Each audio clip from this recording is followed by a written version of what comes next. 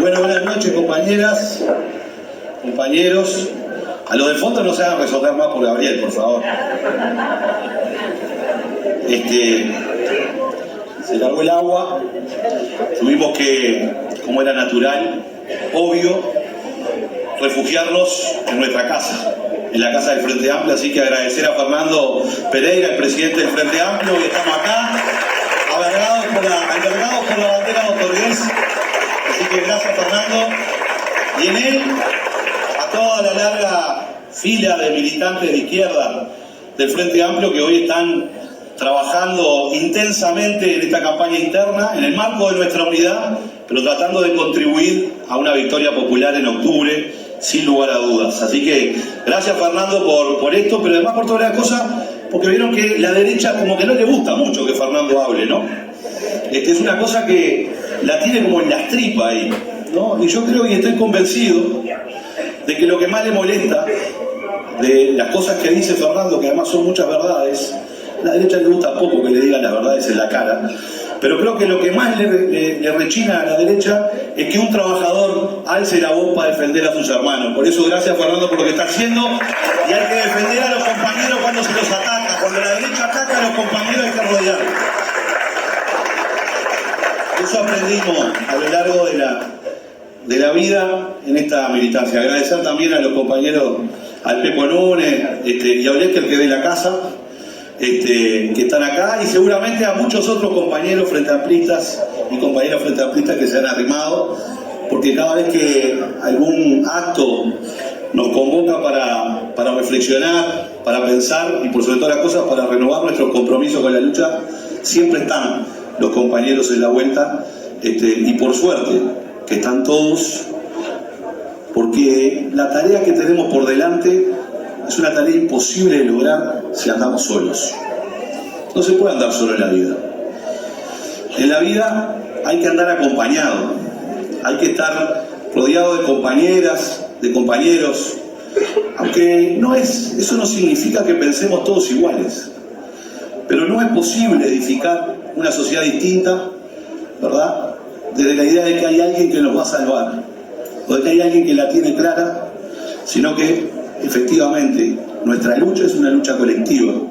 Es una lucha colectiva que tiene cientos, miles de militantes anónimos que han puesto el hombro para que las cosas avanzaran. Y en un acto como hoy yo me permito recordar solo a dos entrañables compañeros de tantos que han estado en esta casa y que nos han dejado muchas enseñanzas. Al Flaco Dubra, Arturo, y al Murmullo. A ellos, dos constructores silenciosos, dos constructores de aquellos que estaban siempre donde tenían que estar, de aquellos que no escatimaron nunca cuando tenían que cumplir una tarea o llevar adelante una acción política, escatimaron nunca lo que le podía pasar a ellos. Lo hicieron con solidaridad, lo hicieron con compromiso. Y lo que hoy estamos aquí, cuando homenajeamos al Bebe, lo que estamos haciendo es homenajeando a una generación y una barra enorme de militantes que puso el pellejo arriba de las ideas y decidió ponerse a militar por una sociedad más justa, más igualitaria, porque le rechinaban las desigualdades y pusieron entonces todo lo que tenían al servicio de eso. Y no hay una causa más grande o una más chica, no hay una acción más grande o una más chica en la militancia. Todas son importantes. Son importantes las luchas que venían de la organización de los trabajadores cañeros en el norte, donde en definitiva el Bebe, como bien decía la compañera, decía, lengua corta y orejas largas. Yo le quiero sumar a otra cosa, que es parte, creo yo, de la enseñanza de Raúl Sendic, que es poner el conocimiento, tu tiempo y lo que tienes al servicio de los más humildes. Porque hizo el Bebe, siendo un estudiante en la Facultad de Derecho, en vez de quedarse refugiado en el Montevideo de los boliches y de los debates académicos, decidió salir a correr la misma suerte que los peludos del norte que estaban siendo olvidados, y fue a organizar allá junto con otros para que esa realidad explotara en la cara del Uruguay que quizá dormía la siesta. Y no fue aplicable cómo organizarse a los cañeros y a los remolacheros de Paysandú y en todas las vueltas que anduvo allá del litoral norte. Fue a vivir y organizarse con ellos, porque la otra enseñanza de Sendik, de su legado, es que no vale de nada agitar para que otros luchen por vos. Andá a correr la suerte de lo que estás organizando. Andá a trabajar donde hace más falta y no donde hay más cámaras. Andá a luchar con los que están más jodidos y no con los que tienen el riñón cubierto. Y esa es una enseñanza y un legado de Raúl Sendik que hay que seguirlo levantando como bandera. Por eso yo creo que estamos a 35 años de la desaparición física del bebé, pero nadie puede pensar que el bebé está muerto. ¿Cómo va a estar el muerto si el bebé renace alrededor de cada olla popular que se organiza en los barrios periféricos, alrededor de cada sindicato que lucha, alrededor del sindicato querido y amado de UTADA que hoy está peleando por las condiciones de trabajo de los peludos nuevamente, porque le han rechazado la posibilidad de laburar en la caña de azúcar, un gobierno que le está dando la espalda al norte? En cada una de esas luchas donde la gente sale a pelear por sus derechos y por sus necesidades, anda Sendik por ahí, humeando, caminando bajito, tratando de aportar su granito de arena para que esa causa de los pueblos, los que nunca tuvieron voz, se puedan organizar y ponerlo arriba de la mesa. Por eso, compañeras y compañeros, para nosotros es una obligación. El bebé no necesita que nosotros le hagamos homenaje. El bebé no necesita que nosotros hagamos actos por él. Lo que necesitamos es hacer un acto para recordar y para saber que pretendemos intentar ser continuadores de su gesta somos nosotros. Somos nosotros mismos lo que necesitamos decirnos, que estamos acá por las mismas banderas que alumbraron la esperanza de muchos compañeros cuando se organizaron allá en los 60 y dejaron su vida en la estaca, con cárcel, prisión y sufrimiento, pero peleando por un Uruguay que fuera más justo y más igualitario, y esas causas seguirán presentes. Y en ese marco también tenemos que decir que en el momento que estamos hoy, nuestra lucha por encontrar a nuestros compañeros y compañeras desaparecidas sigue estando tan vigente que nunca, y hasta que no aparezca estaremos ahí peleando por verdad y justicia.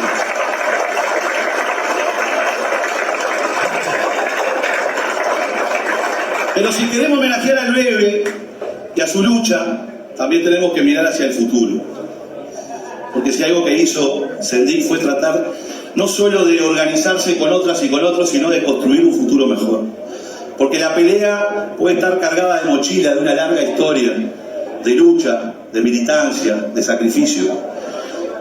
Sacrificio que llevaron adelante cientos de compañeros, pero lo más importante es que ese sacrificio valía la pena porque se estaba mirando hacia adelante, a lo que vendrá, a lo que hay que construir, a por lo cual tenemos que pelear.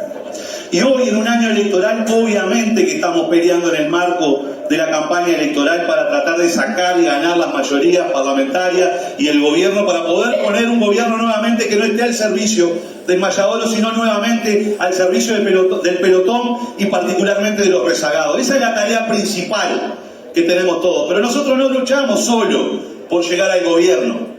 Quizás la tarea más grande todavía es, si llegamos al gobierno, es empezar a construir y reconstruir el país que necesitamos. Empezar a generar las condiciones para que la salud no se siga recortando, como se ha recortado durante este gobierno, que recortaron 90 millones en ACE con 120.000 usuarios más, y que la gente anda deambulando de un lado al otro para intentar conseguir un medicamento. Nada más ni nada menos para poder ejercer su derecho a la salud.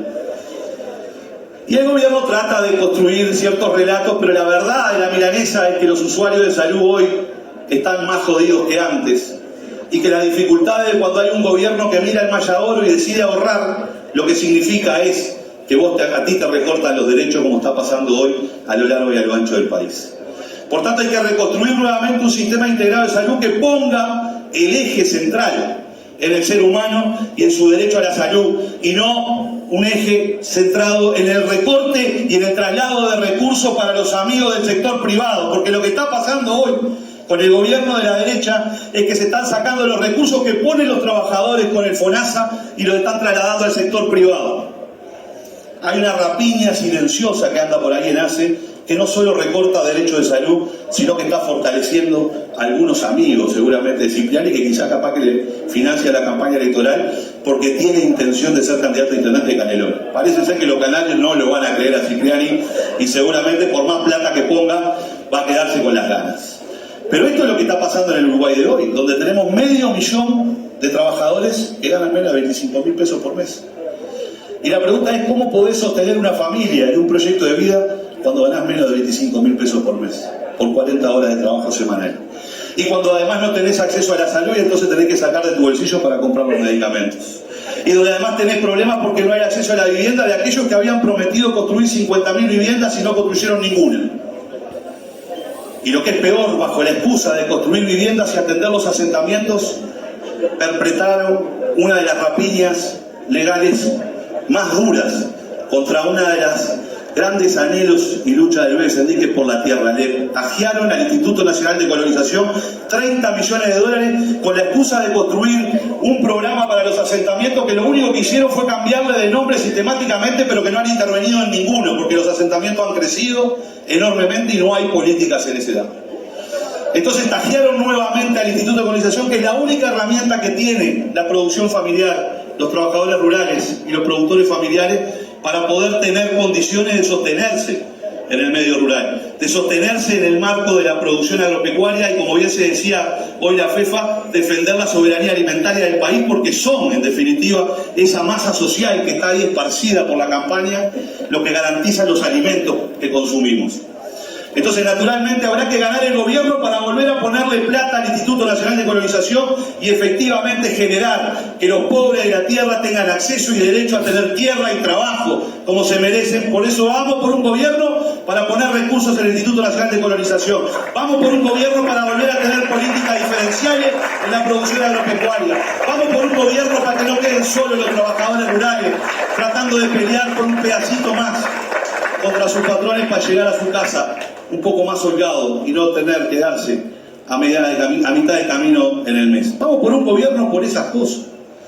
Vamos por un gobierno, en definitiva, para que no se le siga trampeando a la juventud las posibilidades de desarrollarse en este país. Vamos por un gobierno porque yo diría que el principal fracaso, esa frase que tanto le enoja al gobierno, diría yo, es la situación por la que atraviesan los jóvenes del Uruguay, accediendo efectivamente a trabajos precarios, teniendo la tasa de desempleo más alta, teniendo dificultades enormes para continuar sus trayectorias educativas, pero por sobre todas las cosas se representan, en definitiva, en que hoy hay más jóvenes que entienden que para desarrollar su vida hay que emigrar del país de los que había en el 2002. Vaya logro del gobierno que ha generado que la enorme cantidad de jóvenes sienta que para desarrollar su vida tiene que irse del país. Ese es el fracaso más absoluto de la política de este gobierno. De una política económica que hay que cambiar. De una política económica que nos dice priorizamos el trabajo pero no el salario. Y claro, cuando vos pensás, como piensa el presidente de la República, que libertad es tener un merendero al lado, está difícil para que piense de otra manera, para repartir un poco mejor la torta. Vamos a cambiar el gobierno porque necesitamos cambiar la política económica. Porque la política económica está enamorada de esa teoría que no se ha aplicado bien en ningún lado y que no ha dado ningún resultado, que es la famosa teoría del derrame.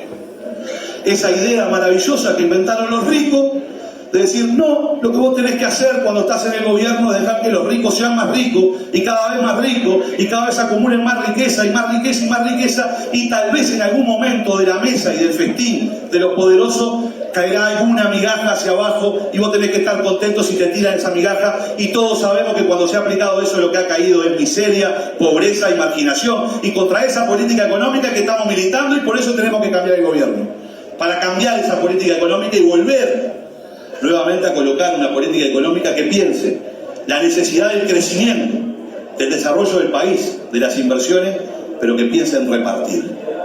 Porque si la torta no se reparte, las leyes del mercado no lo permiten tampoco. Esa es la tarea que tenemos por delante hoy.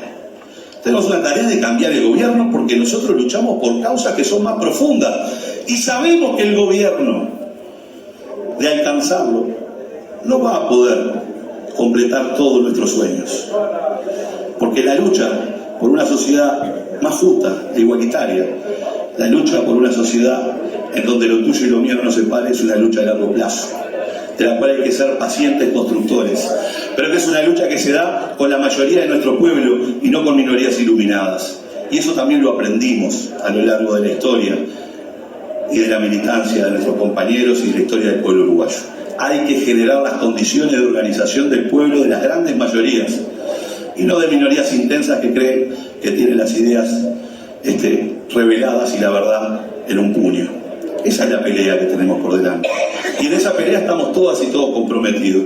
Es una pelea para tratar de organizarnos desde abajo, para construir desde abajo banderas que hablen de la necesidad de nuestra gente, de nuestro pueblo real, de ese que está todos los días peleando para ver si llega a fin de mes, de ese que está todos los días preocupado porque se le llueve el rancho, de ese que está todos los días preocupado porque no sabe si va a comer mañana, de ese que está preocupado porque no sabe qué va a pasar con sus hijos mañana, porque se andan los balazos en los barrios más pobres, porque no sabe qué es lo que va a pasar con el futuro de sus gurises. Es por esa gente que nosotros nos organizamos y peleamos, y es por esa gente que levantamos esta bandera, que son las banderas artiguistas, que han planteado desde el principio de la historia de que los más infelices sean los más privilegiados, y ese es el objetivo de nuestra lucha.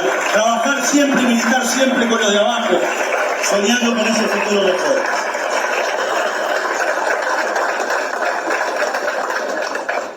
Por eso yo creo que si el Uruguay que hoy tenemos, que no puede mirarse desconectado de nuestra región, vaya si será necesario en nuestra mirada colocar también la mirada regional, la necesidad de la unidad latinoamericana. Pongamos un solo dato de ejemplo de cómo cuando no hay unidad en el continente latinoamericano, cuando no hay visión de las fuerzas de izquierda populares en los gobiernos progresistas para poder poner al pelotón y no al Mayaboro, es lo que nos terminó pasando con la pandemia. América Latina representa el 6% de la población mundial y tuvo que poner el 30% de los muertos porque no hubo capacidad de generar unidad latinoamericana para negociar la vacuna con los grandes laboratorios y garantizar la salud de nuestra población. Por tanto, si será necesaria la integración para pensar en la salud, en el trabajo, en el desarrollo, en la custodia de los recursos naturales, precisamos mucha más unidad regional para dar esas peleas. Es un camino largo, lo iniciaron los libertadores, quizá aquellos que venían de a caballo tenían una mirada en el horizonte más lejano. Hay que retomar la necesidad de volver a integrar a América Latina para poder defender y tener una voz común en el concierto internacional, para defender los derechos de nuestros pueblos, para defender la soberanía de nuestras tierras y por sobre todas las cosas para poner los recursos naturales y la riqueza de este continente al servicio de los hambrientos, porque eso es lo que hay que hacer. Y déjenme decir solo una pequeña cosa de un gobierno hoy que además de entregarnos el puerto por 70 años, en un acuerdo que solo era beneficioso para la empresa, hoy tuvimos un acto terrible, tanto que le importa a la derecha la supuesta cuestión de las normas. Ahí recaló en el puerto de Montevideo un barco militar, de la Guardia Costera Norteamericana, que está ahí paradito en el puerto de Montevideo, que dice que viene a colaborar con nosotros con el tema pesca ilegal, que dice que está estudiando para ver cómo nos ayuda a defender los recursos naturales que tiene el país en esa plataforma continental que hemos logrado y que hay mucha riqueza que está allí. Pero lo peor de todo es que la Constitución de la República establece que al territorio nacional no puede ingresar ningún contingente militar, ni puede salir ningún contingente militar sin aprobación parlamentaria. Pero el gobierno, entrevista que hoy tenemos, bastante cipallo, le abrió las puertas del puerto de Montevideo a esta nave sin tener ni siquiera haber pasado por el Parlamento para autorizar ese ingreso, y por tanto desde acá decimos que los funcionarios públicos, básicamente el ministro de Defensa Nacional como el ministro de Relaciones Exteriores, son responsables de no haber cumplido con la Constitución de la República, y tenemos que exigir en definitiva que dejen sus cargos porque no han hecho lo que tenían que hacer, que es hacer cumplir la Constitución de la República y la soberanía del país.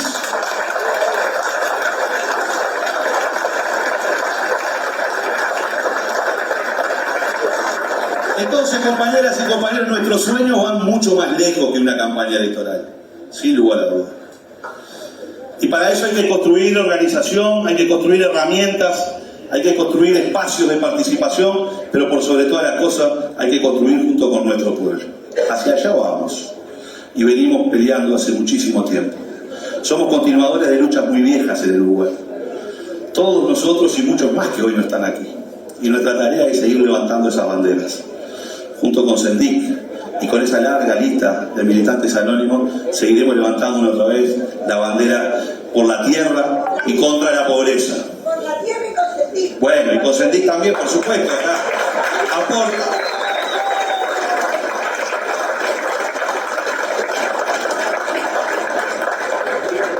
Yo diría que un acto nuestro no podía ser un acto en donde no estuviera la cultura, donde no estuviera la poesía y el canto popular, y seguramente tengamos espacio para eso como lo tuvimos al principio con Sandra. Pero solo una cosa, compañero, para terminar. Tenemos una tarea importantísima en este tiempo. La lucha que está llevando adelante el pueblo uruguayo no es poca cosa. Hay una pelea muy grande, porque nos jugamos muchas cosas en este año electoral. Y cuando decimos que nos jugamos muchas cosas, nos jugamos mucho de lo que se ha hablado hoy aquí, hablamos por todos lados de la pobreza, la falta de trabajo, la falta de inversión, la pérdida de soberanía. Por tanto, la tarea principal que tenemos todos es la de encender esa llama, de encender una llama de la victoria a lo largo y a lo ancho del país, que pueda nuevamente organizar a los desposeídos, a los que no tienen trabajo, a los que tienen trabajo y los explotan, a los que les llueve el rancho, a todos aquellos que, en definitiva, son la enorme mayoría de nuestro pueblo y que necesitan tener una luz de esperanza de que es posible construir un Uruguay. Hacia esa pelea estamos yendo todos juntos. Las tareas son inmensas. Yo quiero simplemente poner aquí la importancia y reconocer la militancia de los compañeros del interior del país. Es fácil a veces militar en el cerro, que somos mayoría, pero es difícil levantar bandera del Frente Amplio y la bandera de Otorrez en el medio de la campaña, como sucedió hace muy poquito.